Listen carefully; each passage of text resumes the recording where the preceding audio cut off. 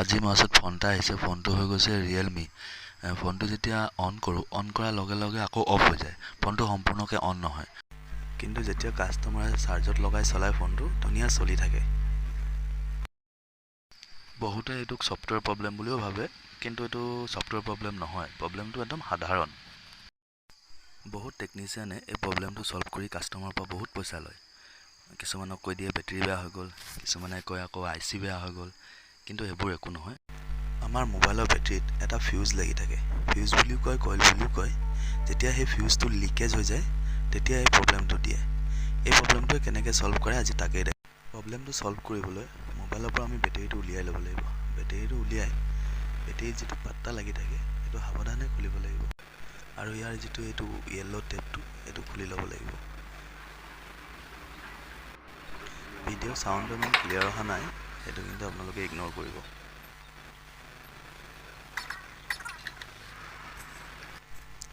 ইয়াত যিটো লাগি আছে এই ফিউজটো চাওক, মই জুম কৰি দিছোঁ।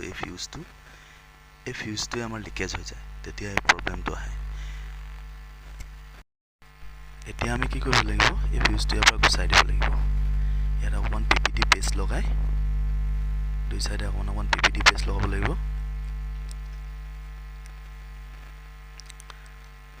আৰু আমি চল্ডাৰিং আইৰণত এই ফিউজটো ইয়াৰ পৰা উঠাই দিব লাগিব।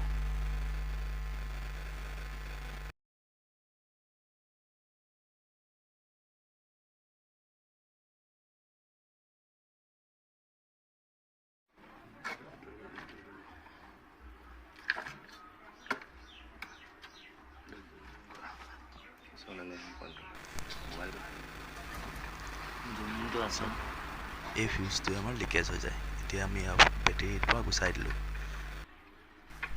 এতিয়া আমি কি কৰিম, য'ত এই ফিউজটো লাগি আছিলে তাত আমি এটা জাম্পাৰ কইল লগাই দিম। জাম্পাৰ কইলটোত ধুনীয়াকৈ পেষ্ট লগাই ল'ব লাগিব।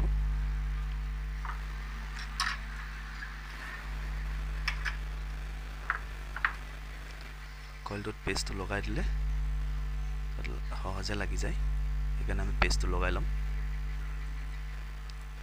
য'ত ফিউজটো লাগি আছিলে বেটেৰীৰ, তাত আমি জাম্পাৰ কইলটো লগাই দিম।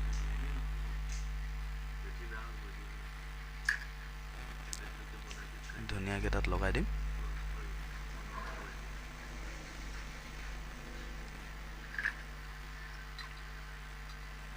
এইটো আমাৰ জাম্পাৰ কইল লাগি গ'ল।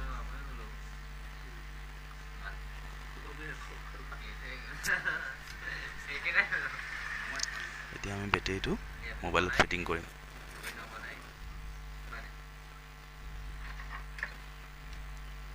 ধুনীয়াকৈ বেটেৰীটো লগাই দিলোঁ মোবাইলত। এতিয়া আমি ফোনটো অন কৰি চাম, আমাৰ প্ৰব্লেমটো ছল্ভ হ'ল নাই।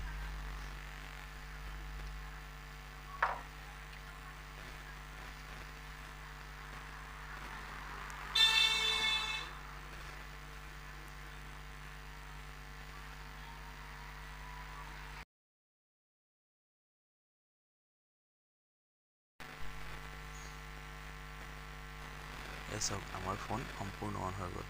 যি প্ৰব্লেম আছিলে সেই প্ৰব্লেমটো ছল্ভ হৈ গ'ল। যদি আপোনালোকক ভিডিঅ'টো চাই ভাল লাগিলে ছাবস্ক্ৰাইব কৰিব, আৰু যদি মোবাইলৰ বিষয়ে কিবা জানিবলৈ থাকে আমাক কমেণ্ট কৰিব। ধন্যবাদ।